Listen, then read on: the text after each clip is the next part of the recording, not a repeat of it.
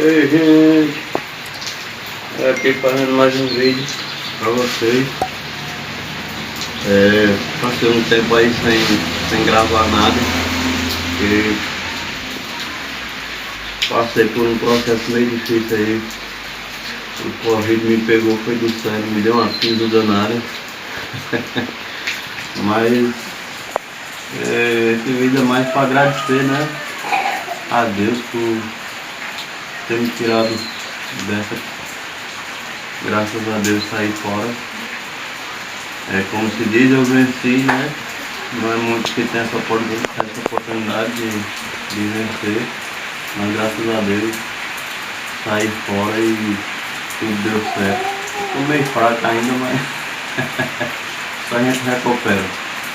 Aí nada melhor do que fazer um vídeo, né? Agradecendo a Deus, claro, aos amigos aí que deram apoio. Foi muito por aqui, conhecido aqui, quem soube, mandou muito vídeo de apoio. Eu fico muito grato, né? E nada melhor que gravar um vídeo assim, ó, num cenário desse. Chuvinha aí logo cedo, de manhãzinha. Muito bonito. Graças a Deus. Chuva no Nordeste, né? Chuva no nosso Maranhão.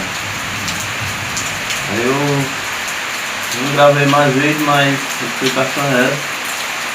Eu não tenho gravado mais porque agora que eu tô saindo assim, 2 dias que eu saí do isolamento. Mas graças a Deus saí, né? Um pouco de peso a menos, mas graças a Deus saí. É isso aí, gente.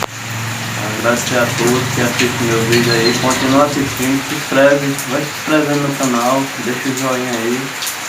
Deixa a sugestão de vocês também, se querem que eu continue fazendo vídeo com pescaria, ou que vídeo que vocês querem que eu faça também, aí vamos dizendo aí que eu vou procurar fazer por aqui.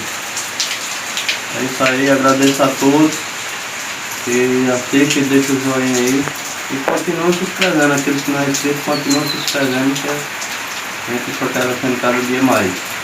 Valeu!